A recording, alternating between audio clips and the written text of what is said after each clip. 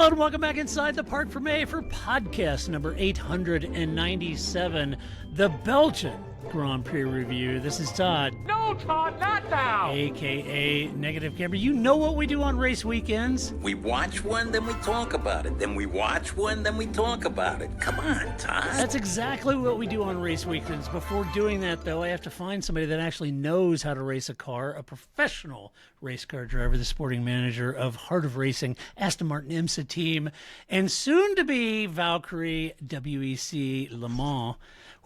You know him, you love him. Wrecked from out of the wasteland. He's bad, he's beautiful, he's crazy. Hello, everybody. This is Paul Charsley, the International. It is Paul Charsley. How you doing, Paul? I'm doing good. Wow. Yeah, getting ready to head off for another race. But where are you going? We're going to Road America. Ah, Yes. that's a good track. It is a great track. Remember someone asked a couple of weeks ago Yeah. which track we'd like Formula One to race on. This is it, baby. This is it. This Yeah. is the one. Yeah. It's a very good track. Yeah, so you're going to be Yes. heading up there and going to be winning that one, I feel like. Wow. Yeah. No pressure. Yeah. No pressure. No pressure, but No pressure at all. that's we're going to do everything we can to do that. That's for sure. Right. Yeah. Right. Yeah, it's a good track. Yes, good track. Well, Paul, we're going to talk about the Belgian Grand Prix today because that's what Yeah. we do. Before talking about the teams and drivers, let's talk a little formation lap here, set the table a little bit about what is affectionately known as the mighty Spa-Francorchamps. Yes, it is. I can't lie, people. And for you that have been listening to the podcast for a long time, you know this already, but this is my favorite track. I just absolutely love this track. It's been on the F1 calendar as long as the British Grand Prix has, since 1950. And this weekend, Paul, it was in great shape. You just drove there a couple of weeks ago, so you got to see it, but it was in great shape. Yeah, I did drive it a couple of weeks ago, which was incredible, and it didn't fall short of expectations. I'll tell you that. Yeah, I reflect on it. It's like every corner had its own characteristics, its own challenge. Every corner, judging your entry speed was crucial to getting through the corners properly. And that's why I think people like George and everybody else, when they come out of there with some success, they know they really did something. Because really, as I said, there's like Pujon, you have to get the line exactly right. You know, there's certain turns you just have to get as much entry speed. The only turn I don't like there is the last chicane, right? The bus stop, It's not even, the old bus stop was cool, but whatever it is now, that's like literally the only corner on this track that I don't like. But yeah, after driving it, it's got to be the best track I've ever driven in my life. And I think a lot of people will agree with that for sure. Yeah, I think most of the drivers all do. It's the one track you actually feel like you're going somewhere. You know? Yeah. But as I said, every corner has its own characteristics. Yeah. It's so challenging, but I mean, so Stavolo, rewarding. you don't think about like Stavolo, but that chicane down there, that is tricky, you know. Yeah, and Malmedy Yep. and Blanchimont, you know, and they all have their nuance, you know, at the top at Radio sure do, Lacombe. yeah. Yeah. You know, if you don't get Lacombe right, you know, even the no-name corner, it's it's tricky. Yeah, it is tricky. Yeah, and like Eau Rouge, Radion, similar to Blanchimont to me, where you get it right and you can go flat out. Yeah. But if you get it wrong, wow, it goes horribly wrong. So you got to make sure that first third of the corner you're confident you're going to come out of it. You know, else there is time to make an adjustment. Like if Eau Rouge, you can go straight, or Blanchimont, you can just kind of let it ride it out. Yeah. But so amazing track. It is. Well, it's relatively short aggregate pit stop time for being an over 4 mile long track. It was 18 seconds and change. And you couple that with the length of the track and the ease of passing, or at least it's a little easier here. Although I would argue that the DRS shortened this year, really kind of, clamped down on that and made it a little more difficult. Paul, a little known fact here. Did you know it actually can be raining on the whole damn circuit at Spa? Yes, just ask Ian James. Yes. Right. Yeah. Oh, talking about the pit lane. When I ran there, we ran the endurance pit lane, which is really long, where you enter where the Formula One cars enter and you exit just at the top of Radion, which is an extremely Right. long time to be on the. But the entry to the pits is so tight. I can't even imagine doing it in a Formula One car. I really Yeah. can't. It's just so tight and narrow. Yeah. Yeah, it's quite a challenge to get slowed down and try and not just blow that whole section there. Yeah, yeah, it's amazing, and because of those characteristics about that track, I would argue that it's probably relatively easy to blow the strategy at a track like this because there's so many dynamics. This new tarmac, the degradation wasn't as much as they thought it would be. The tire delta compounds, the tire deltas between compounds, the tire deltas between pit stop strategies. It's easy to blow this race from strategy, but it seems like it would be wickedly hard to nail it. And nail the strategy here. Right. Because of Pace the track. differentials, tire differentials, short pit lane. All equals just 1-2 second little split can change your whole race, right? Yeah. And when you think of Le Source to Lacombe, that entire stretch is impacted by how well or how poorly you get in and out of Le Source. Right. And that tracks all the way down to Lacombe. Yeah. I mean, if you don't nail the source and get out of there correctly, then you carry that reduction in speed all the way through Eau Rouge, Radion, down Kemmel Straight until you get to Lacombe. Although there is kind of like a speed correction in Eau Rouge. Is there? Yeah. You can cheat a little bit and gain some. Yeah. Well, I mean, I'm just saying if you blow La Source a little bit, you can still carry the speed through Eau Rouge and up over Radion. Because there's just that compression and the hill just kind of takes a little speed up edge off. And as we saw, even Max Verstappen was actually lifting just so he wouldn't bottom out there. So you can kind of recoup a little bit, but obviously, that momentum carries through all the way. Yeah. Yeah, just brutal. And Max looked dominant all weekend long. But in P3 in the qualifying, it did have me wondering a little bit, and I instantly started second-guessing my fantasy picks when I saw Mercedes and Lewis Hamilton up in P3. I thought, I watched Friday practice, and they didn't seem to be there, and now they're there, And I was like, I still had McLaren favored at this race. Yeah, and, me too. I had them at a 1-2 for sure. Yeah, I did too. I had him 1-2. The race was going to be impacted by Max having that engine replacement penalty, or taking that fifth engine, only allowed 4 in the season per car. So he took that fifth engine. They've done that 3 years now on the trot. This is the track Red Bull to do it. I did find it interesting, as Red Bull is wont to do. They trim their car out for Sector 2 with a little heavier wing. They gain a lot in Sector 2, where they may lose in 1 and 3. McLaren going the other way, maybe trimming their cars out, kind of exposed that a little bit in the wet qualifying, where they didn't have that downforce, and grip level that they would have enjoyed in a wet qualifying, and trimmed that out for the race. So certainly the race is going to be impacted.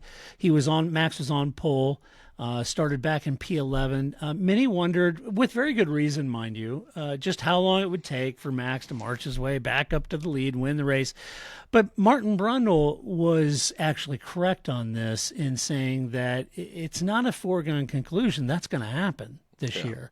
And I'm happy to say I didn't believe that either, because I didn't even factor Max on the podium in my picks. So I didn't think that was going to happen either.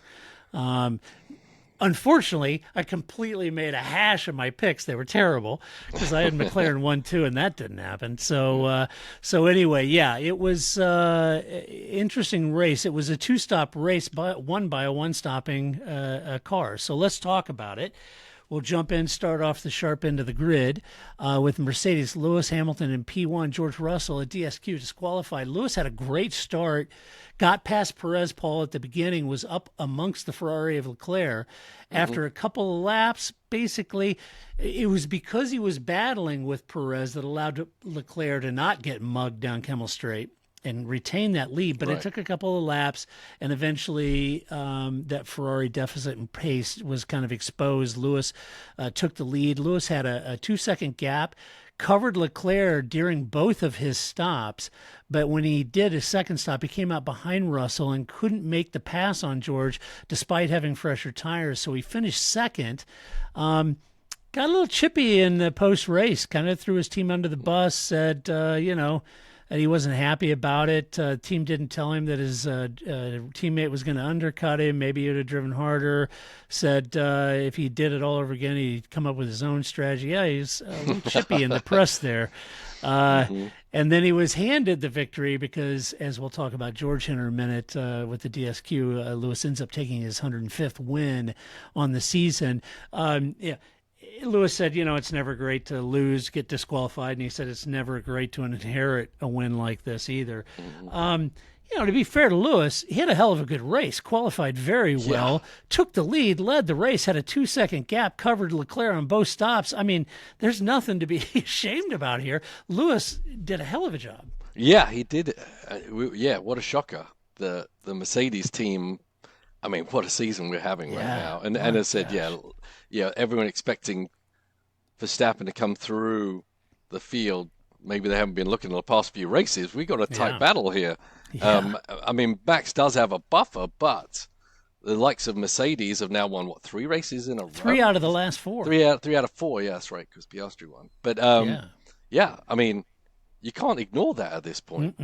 It's they've done an incredible job, as has McLaren in bringing the fight to Red Bull, and Ferrari's still trying, but and they still are in the fight, but they just haven't showed race winning caliber yet. But I think Lewis drove a great race, and he just and I don't think he got a bad rub in the strategy. I just think what happened was even the team itself was surprised at what Russell did. I mean, you can't undermine what Russell did, so I don't think Lewis should be mad at his team. I think they ran a strategy where, looking at everything, all their numbers, everything, he should have had been by Russell with 4 laps to go without any problems. What they did with Russell was trying to just maximize a result, not even thinking he could win the race. But ultimately, he did such a magnificent job in the car in getting everything out of the tire and no more than he needed to,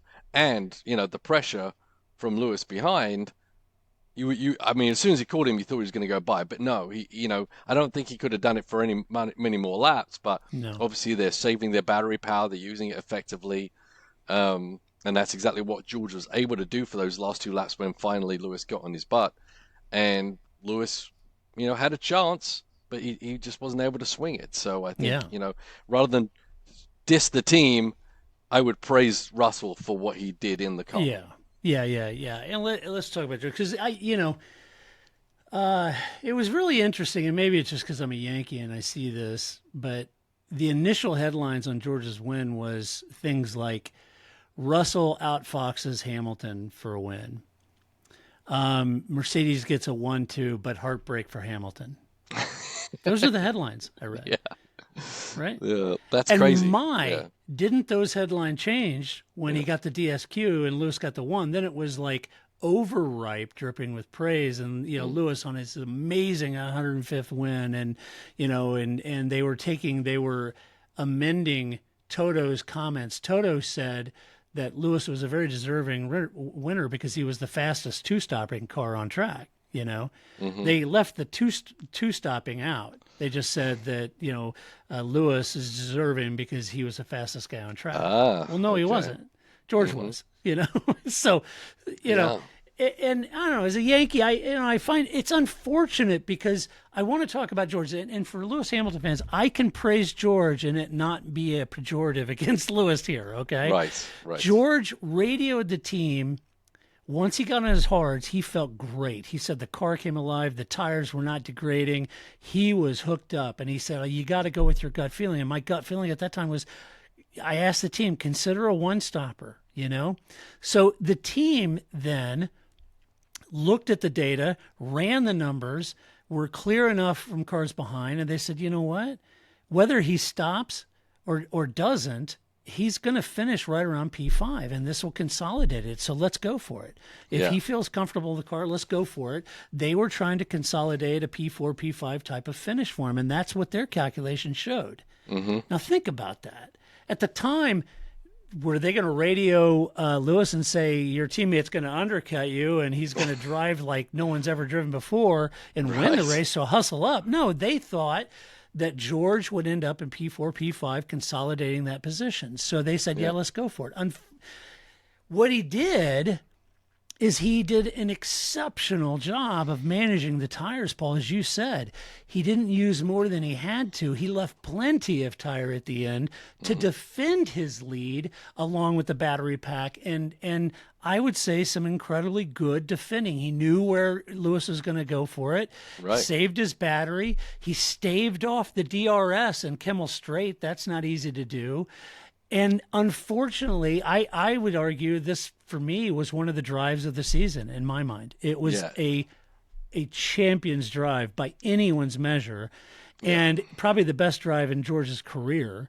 And unfortunately, he came in and post-race scrutineering, he was 1.5 kilograms too light. In old money, roughly around a pound. Now, could you argue that a pound makes a difference in pace? Sure, it does. It does. But I don't think that's the difference here. I think the difference here was the fact that George saved plenty of tire. The tire wasn't degrading like most of the teams thought it would. And he just was heads up, smart, and put in a hell of a drive to win that race. It's just a damn shame he got the DSQ, Paul. Yeah, sure is. And these things don't come, they say, oh, we save tire or whatever. This is a very disciplined manner in which to drive for 30 laps and save a tire and have enough left to defend. Yeah. And he had to work on that every lap, every corner. It takes a lot, because he didn't seem like he was anywhere. No. Really. He seemed like he was the P5 guy, right? He did. Lewis was the guy, But he just... And he could feel it, and he's got some years under his belt now. He can understand the tire. He understands himself. He's not shy to be vocal about things he's thinking in his head to go to the team, and he sent it to him. And they said, "Hey, if you believe that you can make that happen, then go for it." There was no lose in that situation. Little did they know what they could have won with the drive he did. So I thought it was great. I mean, it is a shame. I don't think the weight is the difference between Russell holding off Lewis or not. No. I mean, but it is a rule, and shame on the team for not giving themselves enough buffer. There's a lot of talk about, oh, well, there was not enough rubber left on tire. Yeah, but as a team, you account for these things. Things happen in a race. Things fall off. Things, changes. You have to give yourself a little butter. You don't take it down to the nth degree, because you're putting yourself in severe jeopardy, and someone got something wrong, because I'm sure they don't try to do that either. No. As we know, fuel it doesn't affect the weight, because they take all the fuel out anyway. So it was literally what that car had on it, minus the fuel, and that's where they have to be. And they got it wrong, and teams do get it wrong. We see it in IMSA. We give ourselves a buffer too. And sometimes scales can be different. Sometimes you miss something. Maybe maybe someone took something off. Maybe they used a different whatever. It's the team's duty to keep that car in the safe zone as close as you can, but keep it in the safe zone. Yeah, it's one of those things where, and I think you're right. If we were talking about a new team to F1 or maybe a junior team, but we're talking about Mercedes. Mercedes won 8 constructor titles on the trot. This isn't a team that makes those kind of mistakes.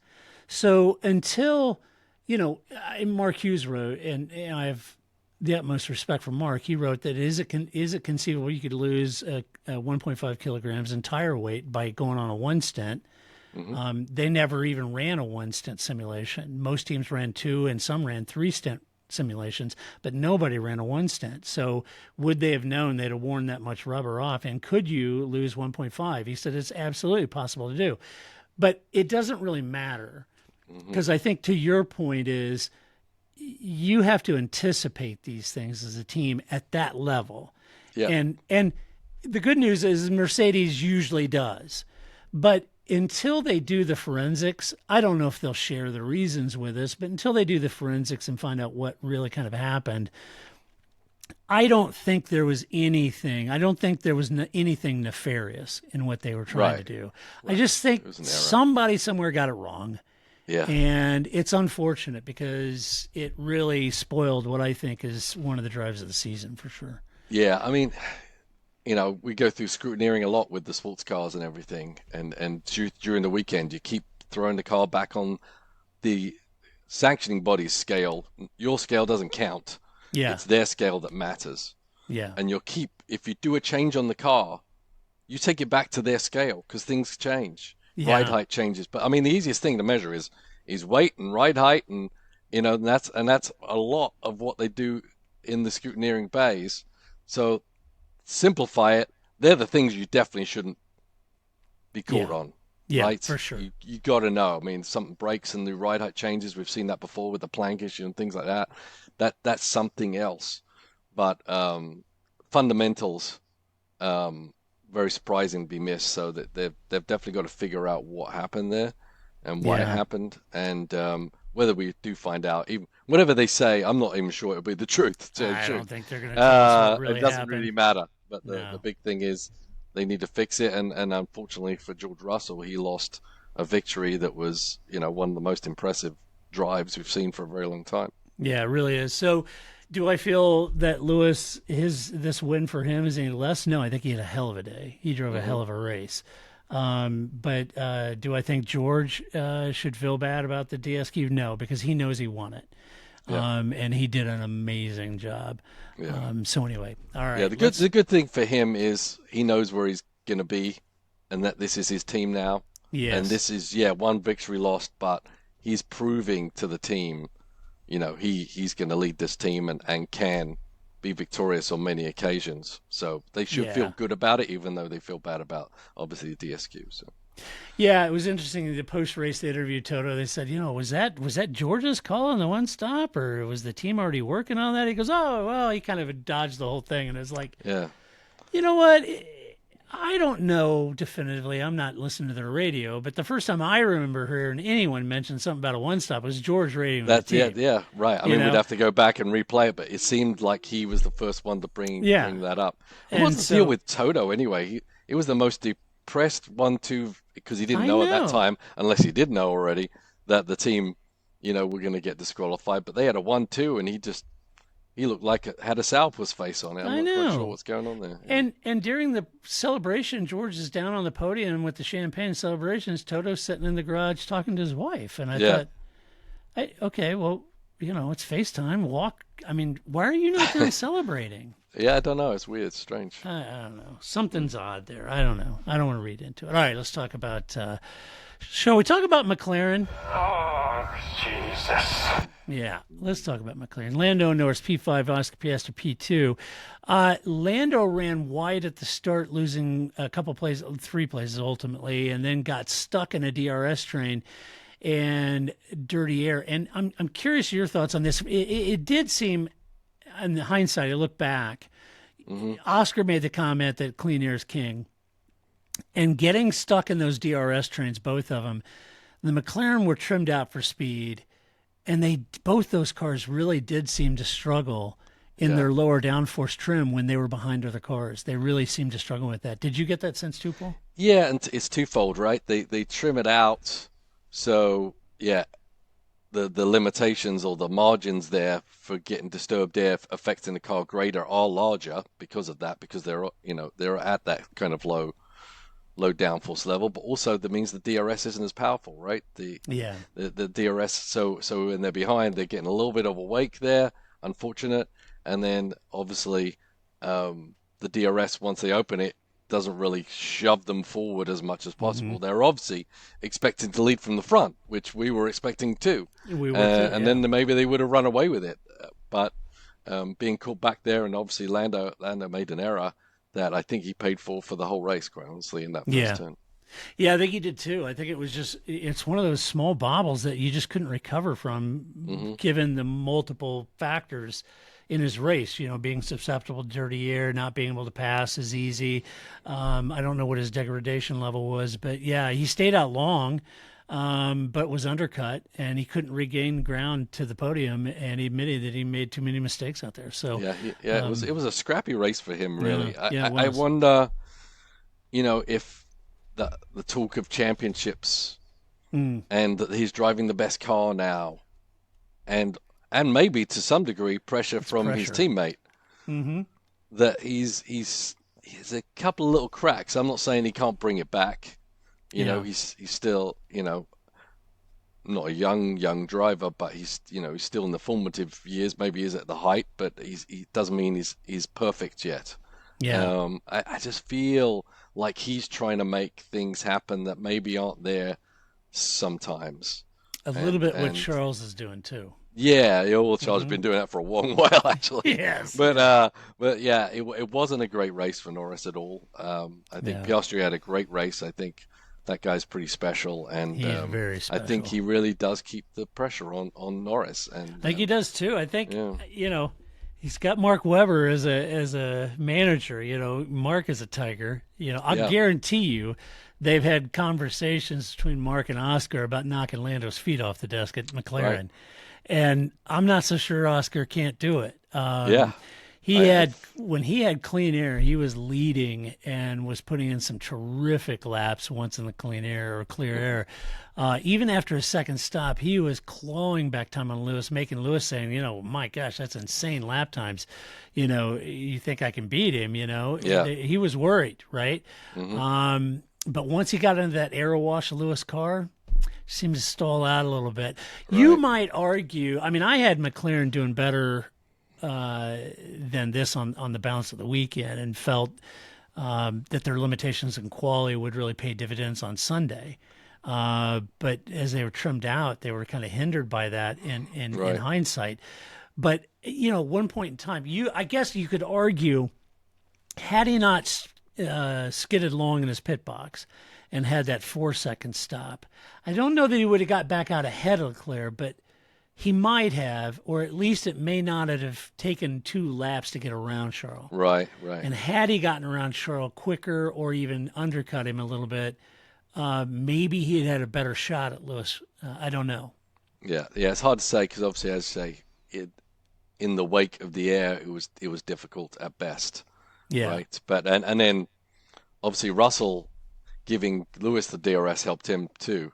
To stave him off, right? If Russell had been behind both of them, maybe something special could have happened for Piastri. But the DRS train's an interesting phenomenon.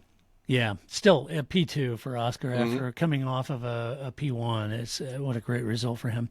Yeah. Let's see. Let's talk about Ferrari. Charles Leclerc P3, Carlos Sainz P6, and big props to Carlos Sainz taking the gamble on Williams that was just released today that he's moving to Williams. Everybody's like, whoa.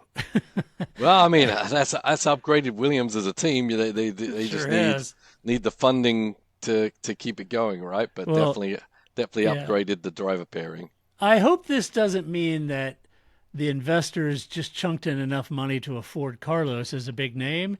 Yeah. And that he saw something with their program and the amount of investments they're going to come to make the whole team better. I hope that's what's happening.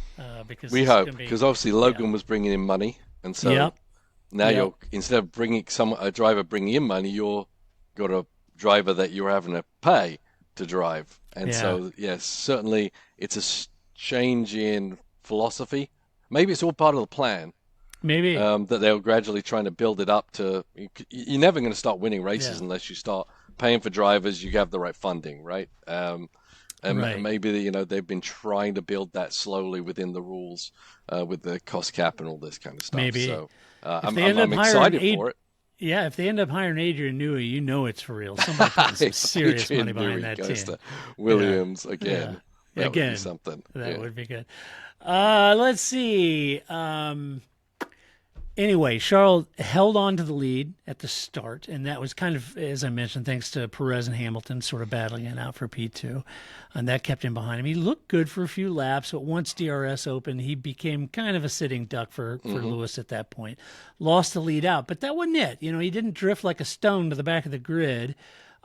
he hung right in there. He was thereabouts for a majority of the race. Lewis had that 2-second gap over him, but he didn't really stretch it out any further than that. Charles kept him within striking range there in a couple of seconds, was in the hunt all afternoon, finished in P3, couldn't hold Piastri off as Oscar was on a tear late in the race.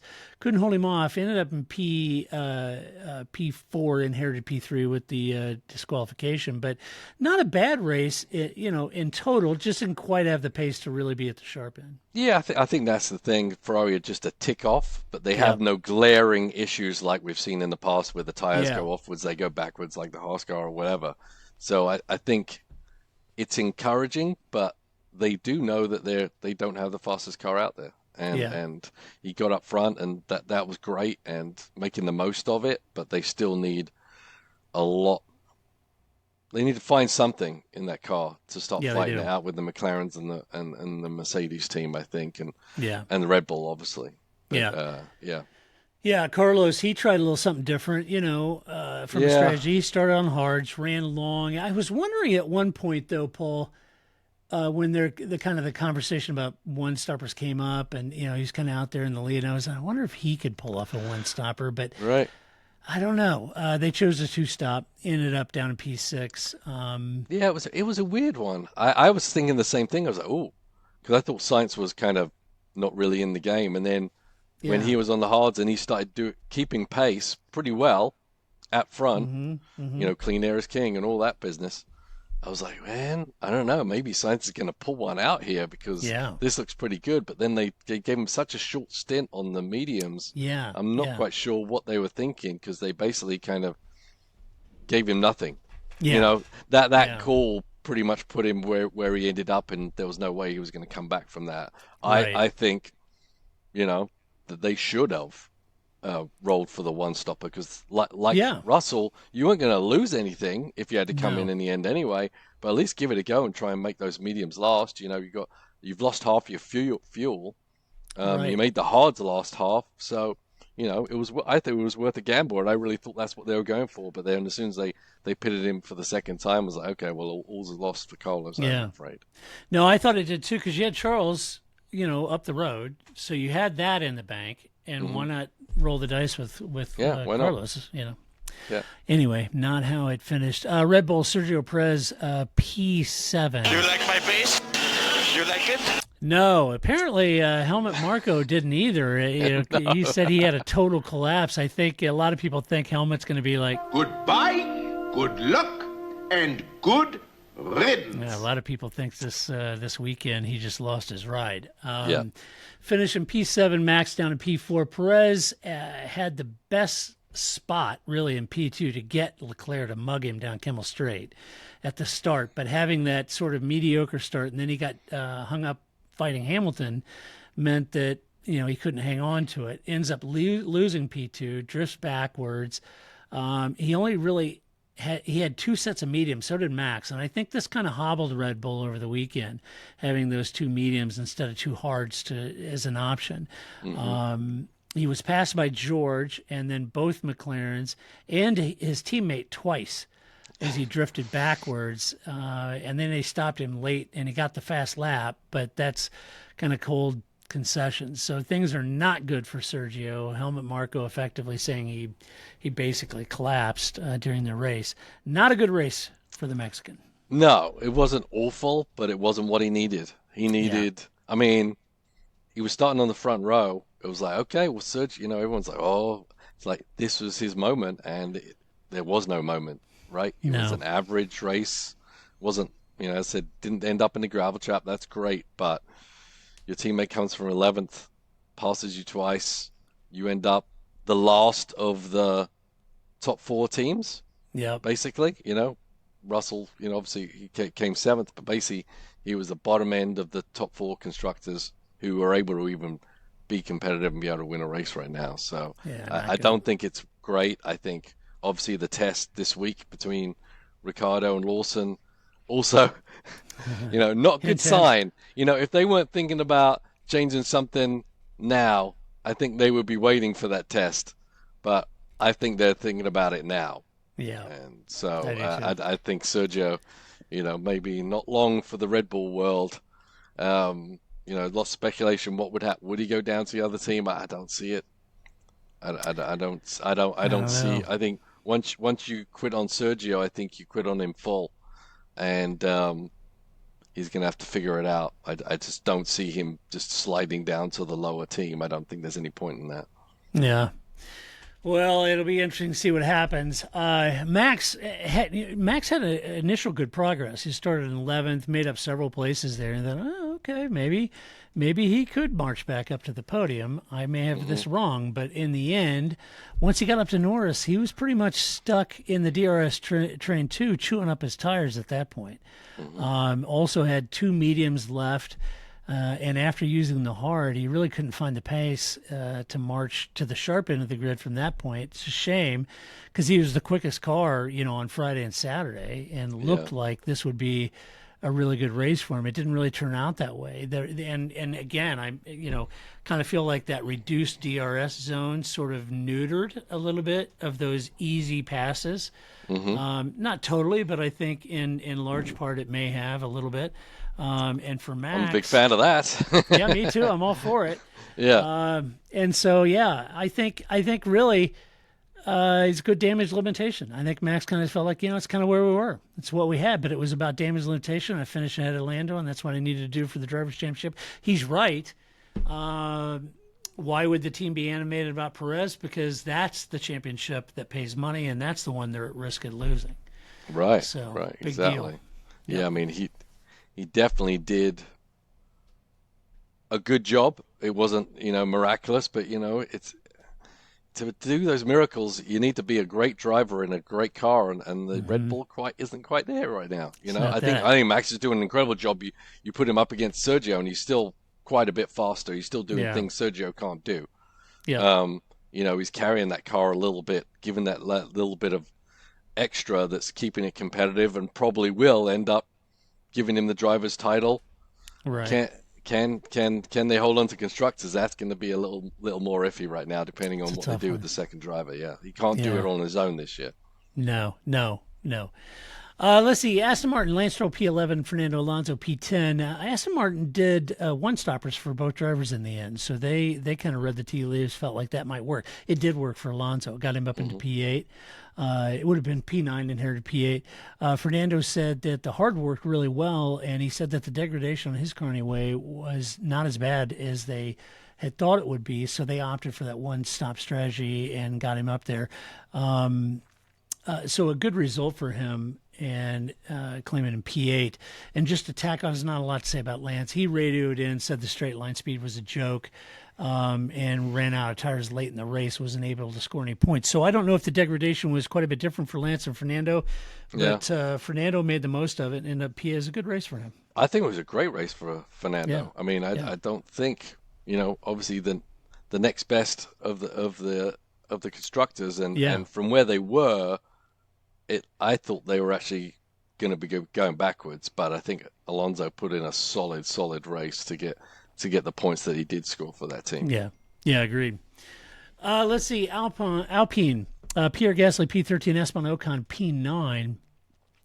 Bit of a reversal for Alpine this weekend. Ocon lost out to Max at the start, but that was kind of a foregone conclusion. But then he put his head down, made his way up into the points poll, had some overcuts late in the race, managed to hunt down Ricciardo for P10, made that stick, which turned into P9. They trimmed the car out for speed down the straights. He made the most of it. It was actually a decent run. Nobody was expecting Alpine to win the race. Yeah. But for Alpine, given the performance in the last few races, the DNFs and stuff like that, not a bad run for Esteban. It had some good passing, some good battles. In the point. Yeah, he was fighting feisty. And I think good for the team because we know they're down on power, and this is a track that really demands good power. And so whatever they're doing to try and mask that deficit, I think they did a pretty good job. Yeah, they're down on team bosses too, apparently. Or are they? I don't know. Yeah. Yeah, who knows? Gasly got stuck in DRS train, he said, and due to the tire delta between him and Ocon, let Esteban go. Got past. So he played the team game there for sure. Tried to score some points, but was really unable to do so. Managed some temperature issues in his car, he said, late in the race, and kind of lamented. He said, we were down on pace. I was managing some temp issues, and late in the race, he was hoping they'd switch to a one-stopper, at least try to get him up in the points. They didn't do that. Yeah. So anyway, that's where he finished. Let's see. RB Den Ricardo at P10, Yuki Tsunoda P16, as Yuki said. He started from Zandvoort. He started dead last. He had like 60 place grid penalty or what it was. He said there was something going on with his car, he said, from what he heard from his engineers.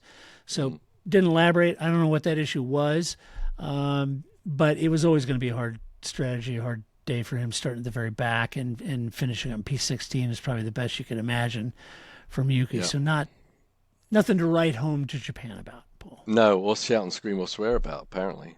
Yeah, right. I thought it was interesting. This quote. Yeah, apparently there's something wrong with my car from what I heard from the engineers. I don't know. Wasn't me, though. Wasn't me. Dan started on softs, trying to make something happen here. And, he made some places up to stop hard, tried to take a point, which he inherited with George's DSQ. Dan boxed early both times and managed to undercut those around him. Couldn't hold off Ocon late, though. Ocon just had trimmed out a little quicker, faster. He had 9-lap fresher tires. Couldn't hold him off, but still claims a point from the DSQ. Yeah, I thought he was actually going to score better because fairly close to the end of the race, he was still oncoming. Yeah, and he seemed to lose a lot in those last few laps. He did. And I don't know. I'd never heard why that was because I thought he was on to beat Alonso, honestly. I thought and all he was of a sudden, Yep. he was. There was a big gap back there, so I don't know if he made a mistake or the tires just hit that ceiling. I don't think the softs was the best move, because he didn't make a lot of gains on the soft. Yeah. He was just he was kind of stuck in the train, and so he wasn't able to use the soft to any kind of advantage to leapfrog him and then work his way back up with an early stop. But something happened at the end of the race there that he lost a lot of time on the track because I thought he was definitely up for P8. Yeah, I did too. That's the exact same sentiment. You said it much better than I did, but I kind of felt like there was more in it for him, and I don't know what happened there. Yeah. Let's see. Let's talk about Williams. Carlos Sainz' new home. Williams, Alex Albon P2 and Logan Sargent P17. The man, all of the money that Logan Sargent brought to that team over the last few years is basically being used to pay for Carlos at this point. That's going to make him feel good about himself. Yeah, you helped us pay for Carlos. Thank you. Alex was fighting Ocon and Ricardo all day long for a point. And in my mind, that's actually a good sign. We know that when they trim that Williams out, it's a pretty damn fast car. And it was. Yeah. And I think Alex was making the most of it. He fought all day, right around 10, P9, P10, fought all day, but he couldn't hold 10th against Lance Stroll's one-stopper.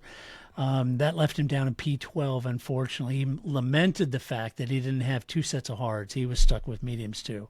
Right. And it's unfortunate because, he kind of felt like that might have made the difference. But it's a shame because very much like Daniel, I felt like Alex was thereabout for a point, at least. Yeah, no, for sure. And I mean, it's always tight in that battle, right now. Yeah. So, just lost out a little bit. Maybe tire choice was the determining factor. But, Albon brings it every weekend, honestly. He does. Yeah, but I am surprised they didn't do a bit better. I thought this is one of those tracks. I did too. They should be a bit. I figured they would actually leapfrog the Aston actually, but obviously, as we said, Alonso put in a pretty darn good race to get that result. Yeah, he really did. Let's see. Logan Sargent had a few battles, but drove a quiet race to P18, inherited P17, and that's all I'm going to say about that. Thank you. Let's talk about Haas. Oh no, it all went wrong. Wow. What a difference the track makes, huh? Yeah. Nico Hulkenberg, P18, Kevin Magnussen, P14. It's a shame, as the team felt like they really had a good shot at Spa. So, it's bizarre. They got that wrong. Yeah, or didn't. And how? And Nico's early stop was a strategy that did not work. Nico said they couldn't get the car in the sweet spot all weekend long, he said. Just could not get it there. no matter what they tried, could not get that car in the sweet spot Yep. to make any hay with it. And it's a shame because they really felt like once they got that car in that sweet spot, they'd have a pretty good weekend. Did not happen for Haas. Kevin tried that one stopper, was in the points briefly, but then the cars around him stopped later than he did. So he was out of that delta, that tire delta, and he couldn't hold them off. Kevin said that they didn't do anything wrong, really. They just simply didn't have the pace, period. Yep. Yeah, I think that's true. Yeah, there was a lot of highlights of DRS passes going past the Haas cars, unfortunately. So yeah, I think that was pretty about their stunning pace delta, even in DRS, really. Yeah, but Yeah. we know that car's a bit better than that. I mean, it's going to have a couple of bad tracks, and this was one of them, even if they didn't foresee it. So yeah, so maybe Zandvoort, we're looking for the bounce back. Yeah. And then finally is Kick Sauber. I got nothing. It's just a miserable weekend. A DNF for Joe Guan Yu, P15 for Valtteri. Yeah, obviously management, everyone's jumping out, being tossed out, whatever. We were speculating with this team that, they're just kind of treading water and they're doing things behind the scenes, to come in strong when the Audi name finally goes on the side of the car. Assuming that Audi that's had not their true. crap together. Right. Evidently, that's not true. Obviously, Seidel's out. There's got to be a good reason that they had bigger expectations of, and that the gears are in process for building this into an Audi factory team, and they're not achieving literally anything. Yeah. And you can't blame the drivers, I don't think. They may not be the most special, but they're obviously they're not duds either. And Bottas and Zhou have done some very, very good things in the past. So that team itself is trouble, and I think that's probably another reason why Sainz decide, why would I get in that place? It may have been. Yeah, I'm sure Sainz is trying to look for a home till he can then go back up to a top team, or unless Williams can be a top team. But you don't want to waste a couple of years driving the pea green car or whatever the hell it is. No. I agree with Paul. I'm 100%. When we were talking about that, we thought, they're just treading water. Audi's going to come in. Audi's a professional, racing team. This is a big company. They know what they're doing. They've got Andreas Seidel, and we felt that, or at least I did. I felt that the mothership, once they take over in 2026, right now they're working on their engine program, chassis, and all that, and then they're going to let the green cars drive around for a couple of years. But once it comes, and then to see all of this shakeup at Audi with Seidel out, and now we're going to bring Binotto in, and it was like, whoa. Yeah, I wonder if Nico got hint of any of that before signing. I don't know. Yeah, it's, but they let go of a lot of programs. They dropped their sports car program. The GT3 program is kind of ticking along, but they're not really pushing that any. No hypercar, none of this. All because they wanted to give their full attention and effort to their F1 team. And something's obviously gone very wrong there. And they just either they underestimated what it takes to be a Formula One team. Well, that's entirely possible. Yeah, it could be possible. As you know. Mm-hmm. You've been there. You've been around. Yeah. You've been with an F1 team. When you've watched it for so long, we talked about it with Haas. I guarantee you Gene underestimated what it really takes. He definitely did. In F1. Every small team that comes in, Eddie Jordan will tell you that, Yep. They all will. Audi had this big course. Look, Binotto may not have won a championship with Ferrari, but he does know what the hell he's doing. Right. So we'll see. Yeah. All right, let's give out some awards. First race award that we hand is Move of the Race. Stop yelling at Todd. Don't yell at me. It's just my opinion. Yeah. My move of the race, George Russell, changing to a one-stopper on his gut feel. And even when he told the team that, and they crunched the numbers and said, we have him at worst staying in P5. Mm-hmm. And then he wins. Amazing drive. Yeah, I agree. I can't think of a better move through that whole race than George's call there. Yeah, great, stunning. All right, next award we give out is Donkey of the Race. We'll do it live. Yes. All right, Paul. Who'd you have for donkey of the race? I got Lando. Oh, Oh, Jesus. really? Sorry, Lando. I Poor mean, Lando. that was a too many errors. Teammates beating you up a little bit, Lando. Yeah, the pressure is coming on. Yeah. You got to beat Max to try and beat him in the championship, and making errors Yeah. as such are not going to get you there. So you need to clean it up a little bit, boy. I know he's got this pace, and the car's got the pace. Yeah. And sometimes you live in a different world when you actually have that option. So he's going to have to think a little bit. It's not a big, horrible problem he's got going on, but he does need to tidy himself up a little bit. Maybe a little word of advice, Lando. Maybe some very late night sim racing will help you. Go Get you talk to yelled Jackie at. Stewart, for crying out loud. Oh my gosh, Crofty will be just incandescent if you stay up late. He'll be calling your mom. Crazy. All right, final award is always drive of the race. Get down. Get in there, Lewis. Get in there, Lewis. Well, you didn't pick your donkey, though. Oh, sorry. Ahead of yourself. You like it? I picked Perez. Yeah. Yeah, I am Perez. Sorry. Nobody cares what my picks are. They just want to hear what your picks are. That's not true. But It is true. I didn't want to beat up on Perez again. I didn't. For him. I like the guy. I think he's a good driver. I like me some Sergio. He's just in a bad plot right situation. now. I don't think his career's over. I just think that is just not working right now. Yeah. Or will ever. Yep. Who'd you have for drive? It's Russell. That's who I had. Yeah. George Russell. How do you argue Yes. with that? You can't. You can't. You can't. I don't It's know gotta who be won the popular vote, but I don't think it was. Lewis. Yeah. Don't agree with Lewis that. did. No. Don't agree. Although I will say Lewis had a great drive. Yeah, it did have a great drive, but he didn't Great have a drive. He didn't have But the it best wasn't the drive. best. George had the best run. What he Yeah. did on those softs on those hards is amazing. Yeah. So anyway, all right. Well, that's what we think about this race. Let us know what you think about this race. And I know all the Grace fans are out there saying, "Well, you're gonna have Grace on." We're gonna have Grace on. Yeah. Grace is still there. I guarantee you, she's doing one of three things: watching Formula One races, maybe, definitely watching MotoGP races, and hanging out with her cats. She's Yeah. there. So, well, go find Probably her. watching basketball Olympics now. So She might be. might be. LeBron's there, right? She's watching. You know? yeah, she's watching it.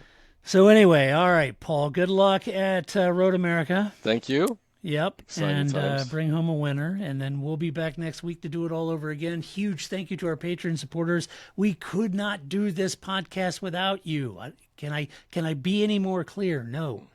If we didn't have you, we wouldn't do this podcast. So thank you for our Patreon supporters and future Patreon supporters out there. If you like the podcast, go to your favorite player, leave us a good review, give us some love there. And until next week when we come back and do it all over again, this is Todd, a.k.a. Negative Camera, saying so long. That's it, man. Game over, man. It's game over.